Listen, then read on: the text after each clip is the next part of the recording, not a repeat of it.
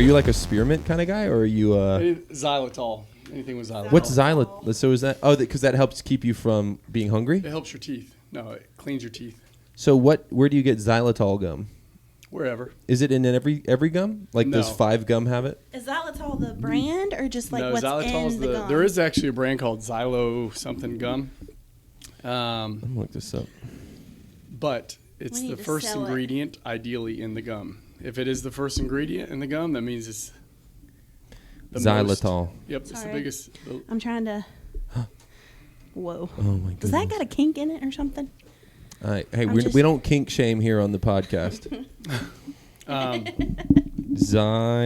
so it can really help with cleaning your mouth, cleaning your teeth. Mm-hmm. And there's also some data on xylitol being beneficial for your gut microbiome. Oh. So I don't know if that's just hearsay, but I feel better and my teeth are a lot cleaner and healthier when I do chew xylitol gum. Xylitol. Where do you get it Unlike from? other gums.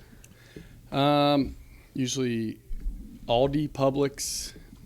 You just look on the ingredients. If it says Aldi. xylitol as the first ingredient, that's the gum you want to get. This is gum you only If it says sorbitol Mm. as the first ingredient, that's the gum you don't want to get. What does Trident have in it? But don't give it to Probably your not. dog. Probably not. Oh, yeah, you did make a reel about Animals that. will die. Will they really? I don't know. My just dog has sorry. eaten xylitol gum and she didn't die. But Y'all give your dog gum? Or no, like they just she pick got it into up? it. Yeah. I was like, is that supposed to be Is good it? for their Is this the teeth? brand you go? Here, Bella. Pure gum.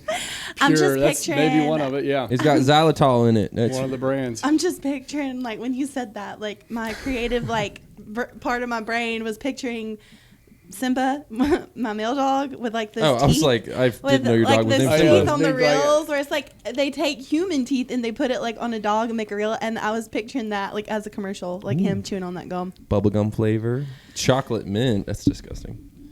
Cinnamon. Yeah, chocolate gum doesn't sound very good. No, it doesn't. I do love Big Red. Do you ever chew Big Red? Love Big Red. Did you ever do the forehead That's got challenge? xylitol in it. What's the forehead challenge? Yes, where you lick it and you put it on your head and you see how long you can stand it. Why did we do that? Because we didn't have phones. TikTok and we didn't have Instagram and we didn't have so we would There was and then that. we'd like you'd blow in the straw and roll it up and Yes. have your friend pop it Yes. and how loud it was. Yes. Pop. Yep. Or if you went when you went to like Wendy's or whatever, and you take the plastic or the paper straw thing or whatever, Yeah. and you scrunch it up, and then you drop a little bit of water And on it's it, like a and snake? it turns into like Gross. a worm. Yes. I do that Are with you my kidding? daughter now. So You did one the other week with the clappy thingy with one hand. Oh my gosh, guys used to do that That's all like- the time. And it that drives was- me but that was crazy. for dip. Yeah, was for because I you could wanted to never dip. do it. Hey, you I want to just do look a? dumb. Except I didn't. I never dipped. I never did dip. Yeah. I just thought it was funny and weird. Yeah. And then I started doing it. Like ironically, I was like, "Oh, this is so lame." And then I went, "Okay, I'm no, really it's actually good kind at of fun." Did anybody ever give you their can of dip so you could pack it for them?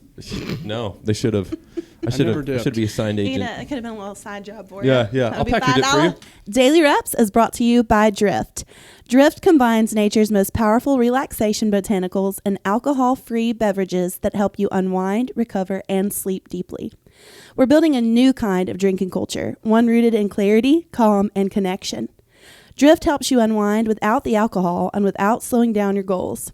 Visit enjoydrift.com or our very own Gym Fridge for that first cool, relaxing sip to drift into relaxation.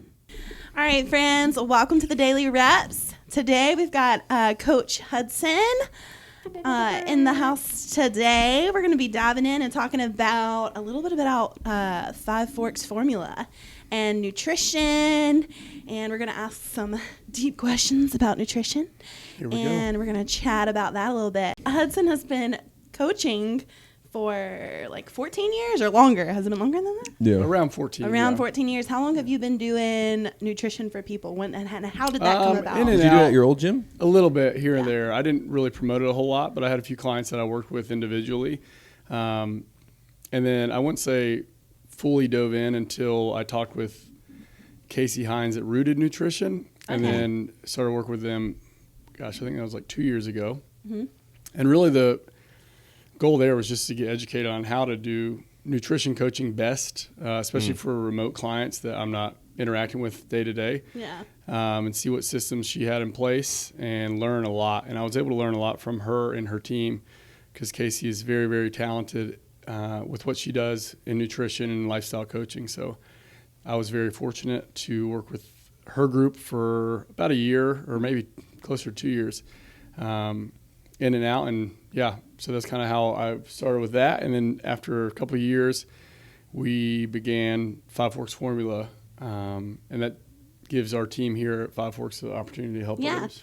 So the team that's specifically doing the Five Forks Formula here at the gym consists of you, Jonathan, and now Ilya, which is pretty cool. Yeah, it's been really cool to see that group grow. I think it's an area that we can offer a lot of advice in, and it's hard to do that maybe within the hour of personal training or group training. So it's really a good opportunity for all of us to help dive in and help people even more so than we are now. For sure. Well, and it's sad, like, some people may be in here a little bit longer than this, but this is only an hour a day for a lot of people. And then there's still, 23 other hours in the day. So helping people with their nutrition kind of helps them with all those other hours that transpire in that day.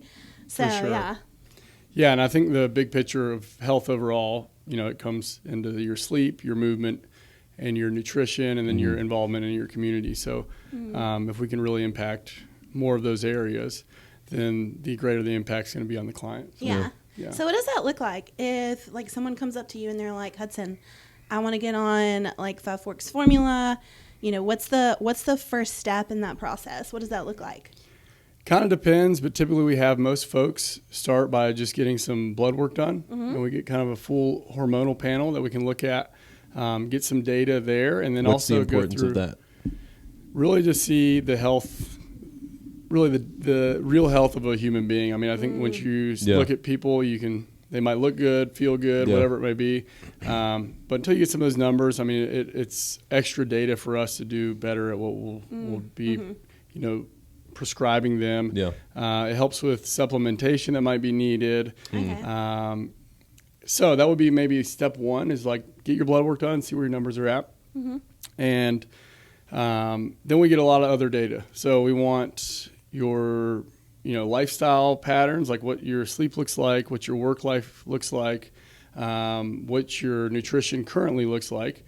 After a week or so of tracking that, looking at everything, we then can kind of come in and set up a plan for them moving forward. So we have options at Five Forks with 6 weeks or 12 weeks. And then we have, continuing check-ins and continued coaching from there on. But I think for most people starting out, the number one thing would just be like, hey, like, what does your lifestyle look like right now? Are you, running on empty 24/7? You're coming in here, you're running hot every time you work out. It might just be, you need to slow down a little bit and let's take a step back and look at the bigger picture of things. And, I think that gives us the opportunity to do so. Yeah. That's cool. So when you, let's like make an example. So you have someone come in, what's an example of they get their numbers done in their blood work and they need supplementation. What does that look like? What could that look like? We always want to start with food. Okay. So seeing what you're eating. And if we can make changes there, helping with sleep setup, sleep hygiene. I mean, there's a lot of things that you can do that are low-hanging fruits, I would say, with your health. What does your outside sun exposure look like? Why is that so important? It can help set your circadian rhythm. So your circadian rhythm a lot of times correlates directly to overall health. If I'm able to go to sleep when the sun goes down and sleep well, and then I wake up when the sun comes up, and that's kind of my cycle and routine of life, then my overall health tends to be better than somebody that might really struggle falling asleep and then getting up when the sun comes up. There's a lot of maybe hormonal imbalances that might be involved. Your cortisol might be super, super high. Your testosterone might be very, very low. And in no way am I ever telling somebody to like take a TRT or something like that, but because there's a lot of other natural things that we could do and steps that we could take before what are some of getting those on some natural supplementation. Well, I mean, weight loss would be the biggest one. If you're like overweight and we need to lose weight, that would be big. Getting your sleep routine down, getting your stressors figured out and ways to cope with whether it be exercise, hydration, nutrition.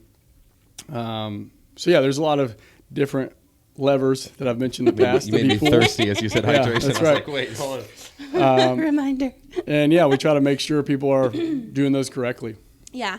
So, you've had a ton of clients over all the years. Is there like a specific reoccurring thing that you noticed? I thought you were going to ask who his favorite client was. Joel. But I wasn't weird. I know, you never have been, but I'm sorry. He hasn't Sorry, been keep your going. client, or he's never been are you your going to ask like what's a favorite? common issue or Common a common issue. Yeah, I was gonna say like when you're getting people's like blood work back, is there like a most common thing that you see reoccurring in men and or women? Or not really? so far, I mean, the blood work thing I'm a little bit newer to. I would say vitamin D deficiency. A lot of folks are deficient there. So supplementation with that could be, maybe taking vitamin D, maybe prioritizing sunshine earlier in the day, later in the day, so you're getting some vitamin D exposure. And really the number one reason people come to get help is because they want to lose weight. Yeah. So Yeah. I would say that would be the overall theme for most people's maybe problems, if you want to say, Yeah. is they just need to lose a little bit of weight. And so the number one way to, take a step back and look at that would just be like, hey, what are you eating? Yeah. Yeah. You and I mean, we were talking about this when you, Jonathan, and I were standing out there, and you were talking about how it's so easy because there's so much available to us. We have so much excess that we eat so much. And I was even saying that, when I was doing the stuff with Jonathan and I'm weighing out my food just to make sure I know where it is so I can track it better, seeing just how, like, let's say this meal was 12 and a half ounces to equal what I needed to hit for my macros. But then looking at just the difference of what it was before I tracked and how much more I was eating, but I didn't even think about it. I was just like, oh yeah, I'm hungry, I'm going to eat all this. Rather than like, no, this is actually the best portion size. And then I think it goes to exactly what you're saying is like more often than not, we're just not even cognizant of, we're not even thinking about it. We're just like, it's just food, we'll eat it. And then now we've gained like 10, 15 pounds over like 3 years. And you're going like, wait, hold on. Yeah, and I feel like that's a pretty typical, transgression for people that are, or transition for people coming out of college. You get a job, you might start adding a little bit of weight. So even if you gained a pound or two a year, and then you kind of compound that over 10, 20, however many years, all of a sudden you're like, I'm 40 pounds heavier than I ever was in my life. Yeah. And you might try to blame it on whatever, your metabolism, but really it just comes down to, you stopped moving as much as you used to and you're eating a lot more, or maybe the same amount. Maybe you haven't even changed a whole lot of your nutrition, or, it's essentially energy expenditure versus energy intake. So if you're eating more than you're expending, you will gain weight. I'm not saying it's always just calories in, calories out, but that's a pretty easy setup with thermodynamics on how my body works and preserves energy and expends energy. Yeah. So how many calories do you take in a day?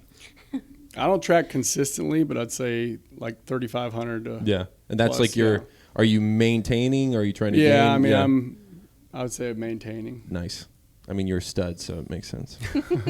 What is like a daily spread for you? Like you get up, we know you like your protein shake. Well, in the remember, if he morning. doesn't do his smoothie or coffee, right. it hasn't been a good morning. We do know that. But not coffee too early. Coffee Yes. around like 8:30. That's right, yeah. Right, because if it's too early, he's been experimenting With your that, second yeah. breakfast. Yeah. And I've actually kind of stopped that recently. So I play around. I'm, ever changing, and I'm always testing and retesting on how things go and feel. So I've switched recently from coffee to green tea, and I'm trying to have that a little bit later on in the day. Okay. I don't know if I've maybe felt a little bit better. I think I've slept a little bit better since doing that. And again, I think it's kind of ever evolving and a continual practice that I can hopefully try and then promote to my clients and help them out. So, And then you eat your like lunch, dinner. yeah, I always try to get a lot of protein, fruits, and vegetables. So whether that's fruits would be in my smoothie in the morning. Vegetables are typically, sometimes in my smoothie I put spinach in there, and broccoli's been big for me lately that I've been adding in. I struggle getting in a lot of vegetables. So if I can get vegetables later on in the evenings, that's ideal. Yeah. Just because sometimes I feel like my stomach can be a little iffy if I have like a whole bunch of broccoli in the middle of the day. And then I try running It's around actually the gym. that's a very good point. Yeah. Yeah. Gym farts walking around, yeah. Dude, no, you're not wrong. You're not. The barking spiders. So The bubble guts. I don't really see foods as good or bad though. Like I eat whatever's convenient at the time, but I try to prepare enough so that I have higher quality foods that I'm surrounded by for the convenience of whatever the day may have. It's so true. The Yeah. convenience is such a big part of it. Mm-hmm. So, I also have 2 kids that are eating anything and everything. So I don't try to, shelter them from any foods necessarily. And sometimes like I get tired, I don't want to make dinner, or we just want to have chicken nuggets and pizza at night. So I also have that. But I'd say like 80% of the time I eat mostly fruits, vegetables, some type of protein source. Yeah. Dairy. Most foods are not like highly processed foods, other than maybe like protein powder that I add in. Right. Okay. Yeah. What are some supplements that you take on a regular basis and that you like kind of consider like the bare minimum that people probably should be having? Everyone should be taking. I think everybody should probably take some type of vitamin D. I think Really? most men for sure should take like a magnesium, vitamin D, and zinc. That just shows the overall health, and I think correlates well for your testosterone as well, and keeping that regularly in check. Shop on Thorn. So I take those. I for sure recommend everybody take some type of fish oil or EPA, DHA. I mean, I know there's different types of oils or fish oils, but I would recommend a fish oil. And then I'm trying to think what else I take that I would maybe recommend other than magnesium, vitamin D, zinc. I take a probiotic as well. I don't know that everybody necessarily needs one of those, but I just feel better when I take that. I feel like my digestion is much better when I take that. I agree. And I load up on fiber in my diet as well. So back to kind of what we want to see in people's lifestyle changes. That's another big one is, there's tons of data on fiber correlating to lifespan and health span. So making sure you're getting in 30 grams of fiber a day. But again, it kind of comes back to more of those less processed foods, I would say. And then at night, sometimes, I don't do this every night. I've kind of fluctuated in and out of supplementing for sleep, but I would take a magnesium glycinate. I would take apigenin. And at sometimes I will take melatonin. So some people have said melatonin can be bad because you're going to stop developing it or making it. But I think the benefits far outweigh the negative effects of not sleeping. So if you're like, I can sleep better by taking this, then I would recommend somebody take it. Exactly. Yeah. But again, I kind of float in and out of that. Sometimes I feel like if I get up ready to go in the morning and get more light exposure, hydration, earlier in the day, I noticed that I have slept a lot better. Yeah. And a lot of that is just kind of the cycle of your cortisol, cycle of your melatonin production, and making sure those are cycling at the right times in your day. Cool.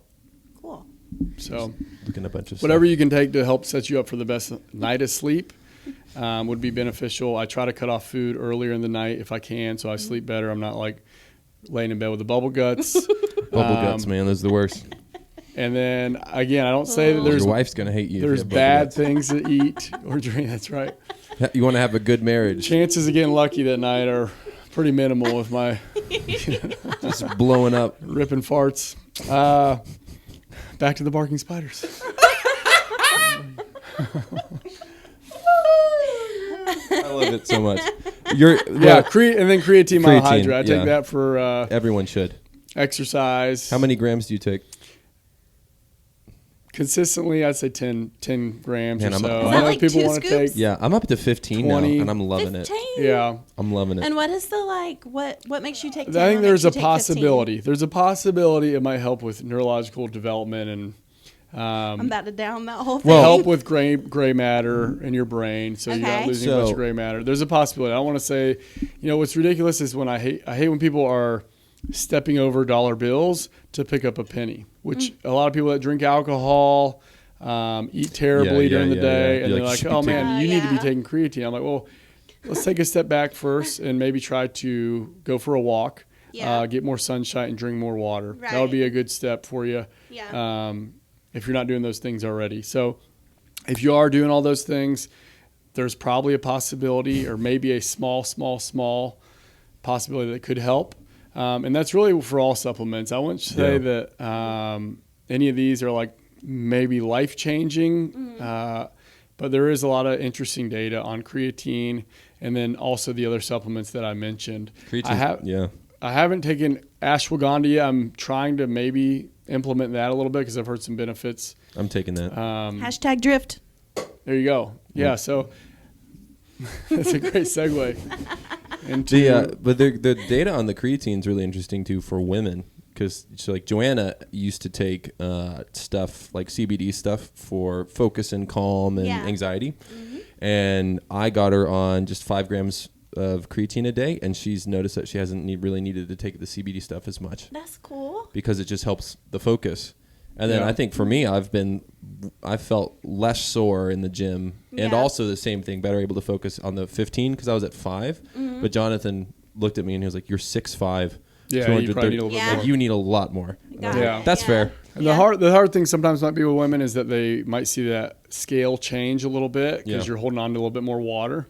So if you're nervous about maybe your gravitational pull into the earth, which is what your body weight is, maybe be easy on the creatine. But if you don't really care, because I'm saying that because I know a lot of people have issues with the number on the scale, which again is your gravitational pull into the earth. And nothing else. If that changes, it's not a huge issue. Anyways, so some people can fret on supplements or things that they're doing if they see that number change at all. So if you weigh 200 pounds and it goes to 202 pounds consistently, that's still okay. You're probably holding on to a little bit more water than usual, which in turn is worth the benefits of taking creatine. Yep. Yeah. Or also, if you are trying to get a bigger gravitational pull away from the earth. Oh, that's true. There you go. Deadlifts. It can be beneficial for that.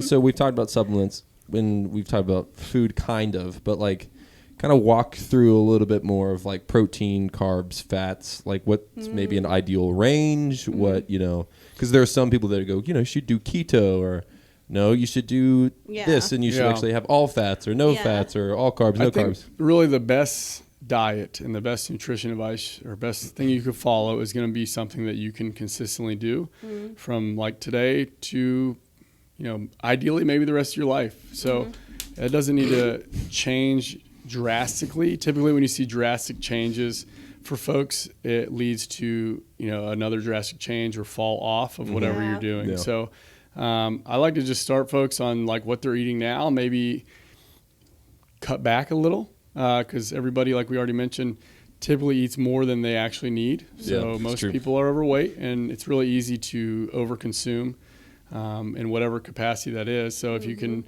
cut that back a little bit and maybe focus more on getting more fruits and vegetables and some protein in your diet, that can have major effects in a positive way. So it doesn't need to be you can only eat meat, or you can never eat meat, or whatever, fill in the blank. If you do feel like you have a lifestyle that you're able to do that, then by all means, that's great if you're able to maintain that. But realistically, for most folks that are working a normal job, they have kids, they're on the go a lot, it's probably unrealistic to think I can just have a ribeye steak for breakfast, lunch, and dinner, or whatever. Maybe I can just have tofu and that sounds terrible. Applesauce for every meal as well. You had me in the beginning. So somewhere in between is probably ideal, and figure out what works for each person. Ideal body weight might be a good start for grams of protein, but even if you have 0.8 times ideal body weight grams of protein in your diet, I think that's really an ideal start. Yeah. And then your carbs and fats aren't necessarily super important, I would say, on how much what numbers you need to match there. I would just say don't go super low on your fat for ideal hormonal balance. And then your carbohydrates, sometimes they're really easy to eat and overeat on. So maybe limit those a little bit, because usually your more highly processed, highly palatable foods are high in carbs and maybe high in fats and not super high in protein. So figuring out that balance. But usually, again, protein's going to have the highest thermic effect of food, so it's going to burn the most calories after you eat it for your body just to process it. It also has the highest satiety rate in food, so meaning you're going to feel the fullest after eating protein. Back to the ribeye example, like it's really hard to probably eat 2 ribeyes. Versus I've tried to do if those you had like 2 challenges bags, where they do like the 38 ounces or the 40-ounce steak. Oh my gosh, Yeah. that's huge. That's like this big. Oh, it was amazing. So that can be challenging, but the interesting thing on those, so I used to watch this show, it was Man vs. Food. It was a great show. Yeah, Yeah. I remember that show. But I mean, back to this concept with proteins and carbs. Like if he had that steak, I remember shows where he would ask for more French fries to eat so that he could continue with the steak. So he's eating more calories, but it's like helping him to eat more by eating more carbohydrates Carbs, and fats. Yeah. Mm-hmm. So, anyways, back to the example of that. If I have meat, like you're saying, or bags of Doritos, it's going to be a lot easier to eat 2 bags of Doritos versus maybe 2 ribeyes. So, again, they're not bad, but it's just kind of limiting those and figuring out, the right number for each individual. Well, and you've also, which is why you need to be following Five Forks Formula on Instagram. You've posted a couple things recently in your reels. You've talked about when it comes to nutrition with carbs, like timing. You've talked about Yeah. timing, like if you're coming into the gym feeling, like let's say which I agree. Like if you come to the 5:30, so it's first thing you do in the morning, and you're working out on a fasted stomach. Some people might feel like I just got no energy, or there might be the same thing. You come in at 4 p.m. You've worked an entire day, and you don't have any carbs, and then you try to work out and you're exhausted. So like, I love that you talked about that. Like it's not about having more or less carbs. It's often just about when you eat them. Timing them is important, and especially if you're coming in the morning, you're going to be super dehydrated from your night of sleep, which is normal. So making sure you're hydrated, you maybe have a little bit of energy in your stomach. Every time you from say that, I get that's thirsty. right. It's weird. Shout out to Drift.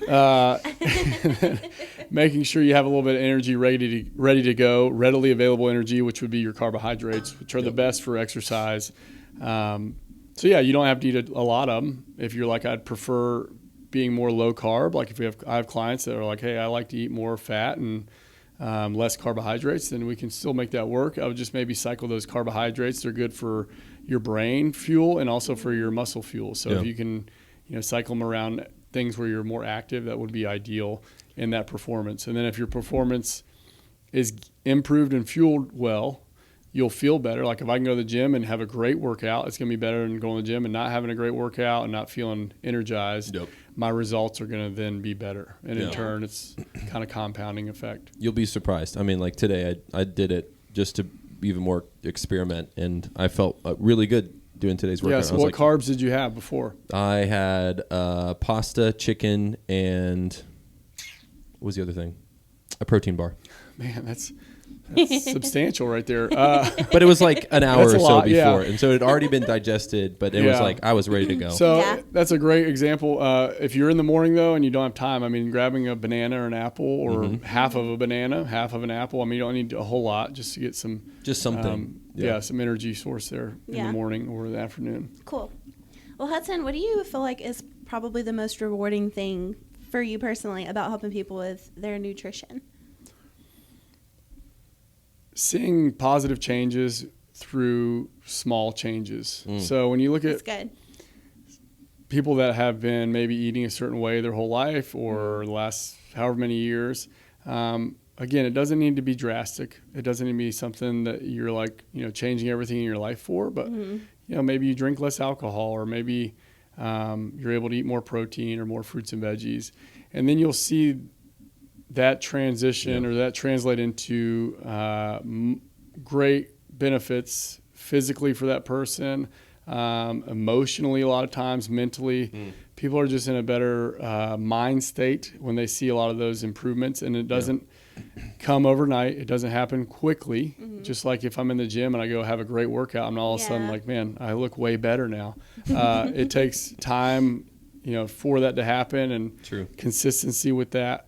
And then, in years to come or months, you should see some progress. In years, obviously, you want to keep maintaining that. But I do love just seeing people experience those results and understanding that those results really don't take some crazy mindset or some high effort on, I have to do this every day or go nuts about something. Yeah. It doesn't need to be anything drastic, and it can just be some small changes that make major positive effects on somebody's life. Consistency over time. For sure. Yeah. Yep. Let me do that one more time. I I can't. can't even do Snap it. Can you do it? I don't think so, no. That's why maybe I can't do it on my quit. left. I can do it here and then my Ooh, that's left. a good sound and snap. Yeah, there you go. Can you do all four? Quit. I quit. I quit.